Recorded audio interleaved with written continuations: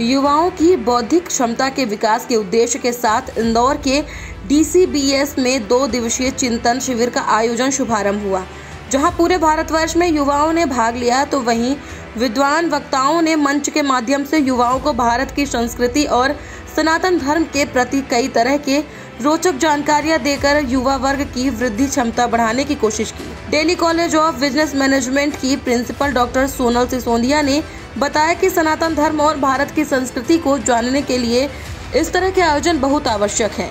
उन्होंने आयोजन को लेकर और भी कई तरह की जानकारियां दी। वहीं आयोजककर्ता की टीम और कार्यक्रम में सम्मिलित लोगों में देश हित और युवाओं के इस कार्यक्रम को लेकर उत्साह नजर आया। ये यंग थिंकर्स फोरम का एक बहुत ही अच्छा इनिशिएटिव है, जहां पर ये चाहते हैं कि जितने हमारे युवा हैं उन सभी में एक बौद्धिक क्षमता का विकास हो। इस तरह के कार्यक्रमों का जब आयोजन होता है तो हमारी तरह की जो ऑर्गेनाइजेशंस हैं, जो हम दिल्ली कॉलेज से जुड़े हुए लोग हैं, वो हम चाहते हैं कि युवा लोग यहाँ आएं और अपनी बौद्धिक क्षमता को विकास करने में और इस तरह के प्रोग्राम्स का जरूर बहुत सपोर्ट उनको मिले।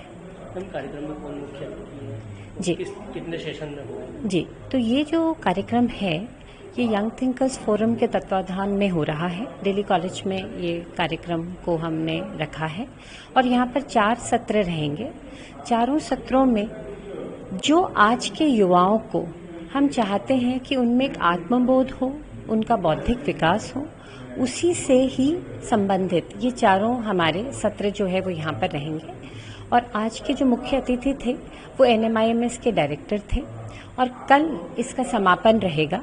ये एक रेजिडेंशियल प्रोग्राम है, तो यहाँ पर जो जितने भी युवा और जितने भी डेलीगेट्स आए हैं वो MP से भी हैं, MP के बाहर से भी हैं, प्रयागराज और मुंबई से भी यहाँ पर डेलीगेट्स आए हैं।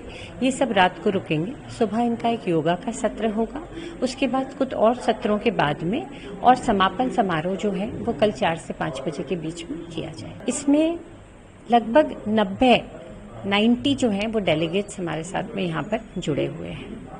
देखिए, धीरे धीरे क्या हो रहा है, जो हमारी भारतीय संस्कृति की अच्छी बातें थी वो तो कहीं ना कहीं युवा हमारे भूलते जा रहे हैं।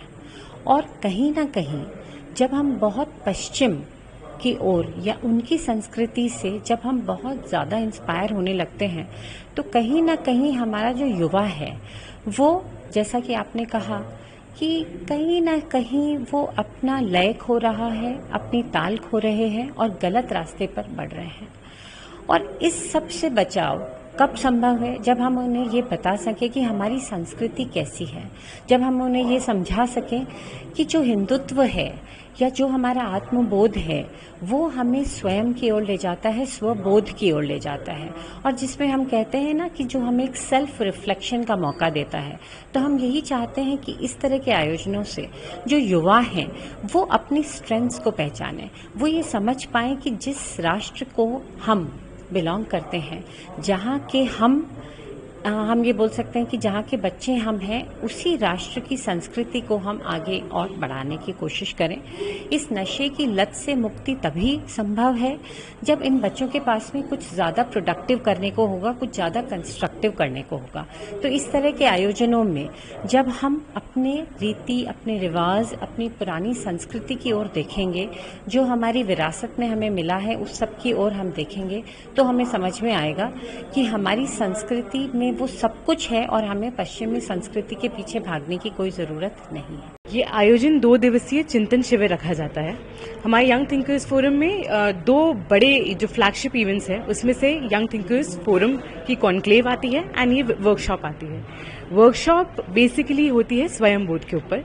स्वयंबोध, जैसा कि ऋषभ जी ने बताया, वो होता है नोइंग योर भारतीय रूट्स, नोइंग योर भारतीय कल्चर, दैट इज स्वयंबोध। एंड शत्रुबोध, हमारे शत्रुओं को समझना कि और उनके बारे में पढ़ना, वो शत्रुबोध में कवर होता है, जो हमारे यंग थिंकर्स कॉन्क्लेव होता है, जो अक्टूबर मंथ में रखा जाता है। इस सत्र में नशे के ऊपर तो नहीं है, लेकिन हमारी आजकल जो हमारे युवा है, जो हम बोलते हैं मैन्युफैक्चर्ड नैरेटिव्स, कि इस तरीके का नैरेटिव बनाया गया है कि शिवजी भी तो नशा करते थे, उनको तो कोई नहीं बोलता, वो तो हमारे देवता थे।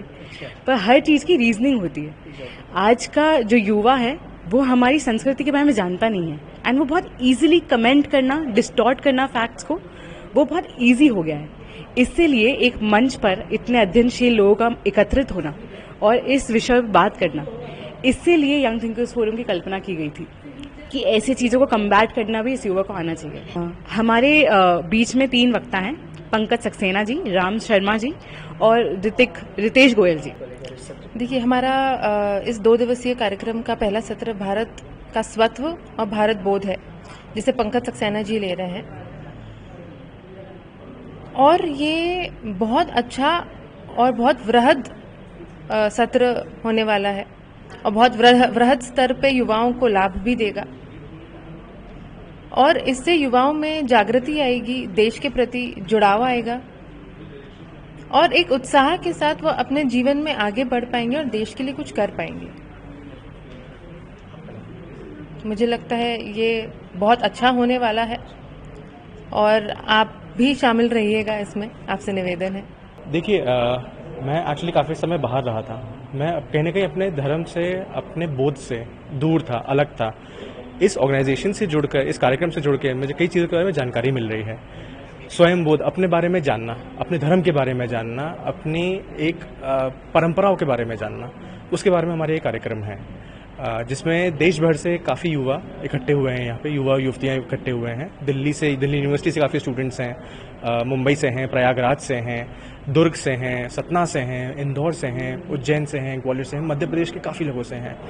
इसमें कम से कम 85 डेलीगेट्स का आगमन हुआ है इस बार। देखिए, प्रमुखतः भारत के ऊपर इसमें डिस्कशन है कि भारत की लोक परंपराएं क्या हैं, भारत की ज्ञान परंपरा क्या है।